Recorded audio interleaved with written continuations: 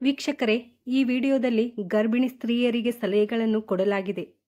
ಗರ್ಭಿಣಿ ಮಹಿಳೆಯರು ಚಂದ್ರಗ್ರಹಣದ ದಿನ ಅಪ್ಪಿತಪ್ಪಿಯೂ ಈ ವಸ್ತುಗಳನ್ನು ಮುಟ್ಟಲೇಬಾರದು.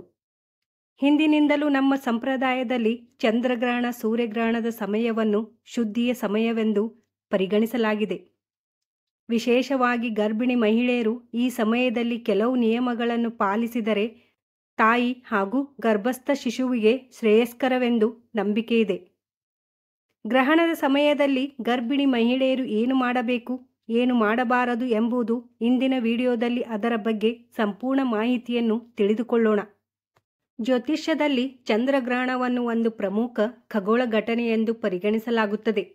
ಈ ಸಮಯದಲ್ಲಿ ಕೆಲವು ವಿಷಯಗಳನ್ನು ಮಾಡಬೇಕು, ಕೆಲವು ಕೆಲಸಗಳನ್ನು ಮಾಡಬಾರದು ಎಂದು ಸಹ ಹೇಳಲಾಗುತ್ತದೆ. ಈ ಸಮಯದಲ್ಲಿ ಗರ್ಭಿಣಿ ಮಹಿಳೆಯರು ಪಾಲಿಸಬೇಕಾದ ಒಂದಿಷ್ಟು ವಿಷಯಗಳ ಬಗ್ಗೆ ತಿಳಿದುಕೊಳ್ಳೋಣ. ಮೊದಲಿಗೆ ಚಂದ್ರಗ್ರಹಣದ ಸಮಯದ ಬಗ್ಗೆ ತಿಳಿಯೋಣ. ಸೆಪ್ಟೆಂಬರ್ 7ರ ಭಾನುವಾರ ರಾತ್ರಿ 9:58 ಚಂದ್ರಗ್ರಹಣ ಸಂಭವಿಸಲಿದ್ದು, ಸೆಪ್ಟೆಂಬರ್ 8ರ ರಾತ್ರಿ 1:26 ಕೊನೆಗೊಳ್ಳಲಿದೆ. ಜ್ಯೋತಿಷ್ಯಗಳ ಪ್ರಕಾರ ಈ ಚಂದ್ರಗ್ರಹಣವು ರಕ್ತಚಂದ್ರದಂತೆ ಗೋಚರಿಸಲಿದ್ದು, ಆ ಸಮಯದಲ್ಲಿ ಚಂದ್ರನು ಸಂಪೂರ್ಣವಾಗಿ ಕೆಂಪು ಬಣ್ಣದಲ್ಲಿ ಕಾಣಿಸಿಕೊಳ್ಳುತ್ತಾನೆ. ಚಂದ್ರಗ್ರಹಣದ ಸಮಯದಲ್ಲಿ ಗರ್ಭಿಣಿ ಸ್ತ್ರೀಯರು ವಿಶೇಷವಾಗಿ ಮುನ್ನೆಚ್ಚರಿಕೆಗಳನ್ನು ತೆಗೆದುಕೊಳ್ಳಬೇಕು. ಇದನ್ನು ನೀವು ಬಹಳ ಹಿಂದಿನಿಂದ ಕೇಳುತ್ತಿರುತ್ತೀರಿ. ಗರ್ಭಿಣಿ ಮಹಿಳೆಯರಿಗೆ ಹಲವು ಸಮಸ್ಯೆಗಳು ಉಂಟಾಗಬಹುದು. ಹಾಗಿದ್ದರೆ ಯಾವ ರೀತಿ ಸಮಸ್ಯೆಗಳು ಉಂಟಾಗುತ್ತದೆ, ಅದರಿಂದ ಹೊರಬರೋದು ಹೇಗೆ ಅನ್ನುವುದನ್ನು ಸಂಪೂರ್ಣ ಮಾಹಿತಿಯನ್ನು ತಿಳಿದುಕೊಳ್ಳೋಣ. ವೀಕ್ಷಕರೇ, ಈ ವಿಡಿಯೋವನ್ನು ಸಂಪೂರ್ಣವಾಗಿ ವೀಕ್ಷಿಸಿ. ಈ ವಿಡಿಯೋ ತುಂಬ ಉಪಯುಕ್ತವಾದ್ದರಿಂದ ಇತರರಿಗೂ ಶೇರ್ ಮಾಡಿ. ಹಾಗೆ ನಮ್ಮ ಚಾನಲನ್ನು ಸಬ್ಸ್ಕ್ರೈಬ್ ಮಾಡುವುದನ್ನು ಮರೆಯದಿರಿ. ಚಂದ್ರಗ್ರಹಣ ಸಮಯದಲ್ಲಿ ಪರಿಸರದಲ್ಲಿ ನಕಾರಾತ್ಮಕ ಶಕ್ತಿಯು ಹೆಚ್ಚಾಗುತ್ತದೆ. ಇದು ವಿಶೇಷವಾಗಿ ಗರ್ಭಿಣಿಯರು ಮತ್ತು ಹುಟ್ಟಲಿರುವ ಮಗುವಿನ ಮೇಲೆ ಪರಿಣಾಮ ಬೀರುತ್ತದೆ. ಹಾಗಾಗಿ ಗರ್ಭಿಣಿ ಮಹಿಳೆಯರು ಈ ಸಮಯದಲ್ಲಿ ಹೊರಗೆ ಹೋಗಬಾರದು ಎನ್ನುತ್ತಾರೆ ಹಿರಿಯರು.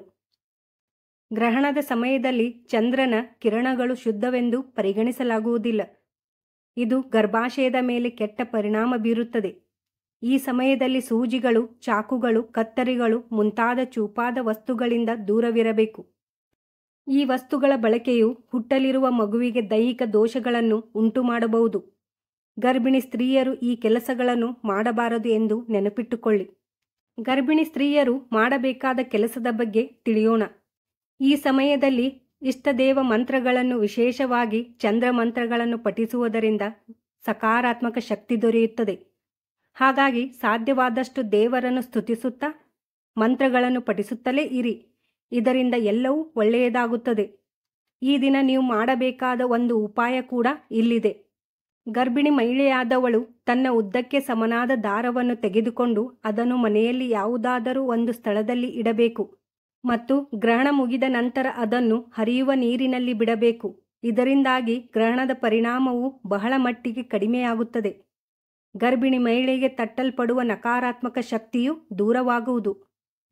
ಗ್ರಹಣ ಮುಗಿದ ಮೇಲೆ ಸ್ನಾನ ಮಾಡಿ ಶುದ್ಧ ಬಟ್ಟೆ ಧರಿಸಿ ದೇವರ ಪೂಜೆ ಮಾಡುವುದು. ಮನೆಯಲ್ಲಿ ತುಳಸಿ ಎಲೆ ಅಥವಾ ದರ್ಬೆ ಇಟ್ಟುಕೊಳ್ಳುವುದರಿಂದ ದೋಷ ತಗಲದು ಎಂಬ ನಂಬಿಕೆಯಿದೆ.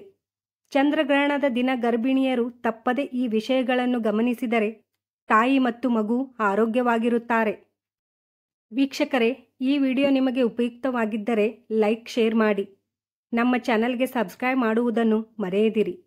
ಇನ್ನೊಂದು ಇಂಟ್ರೆಸ್ಟಿಂಗ್ ವಿಡಿಯೋಂದಿಗೆ ಮತ್ತೆ ಸಿಗೋಣ. ಧನ್ಯವಾದಗಳು.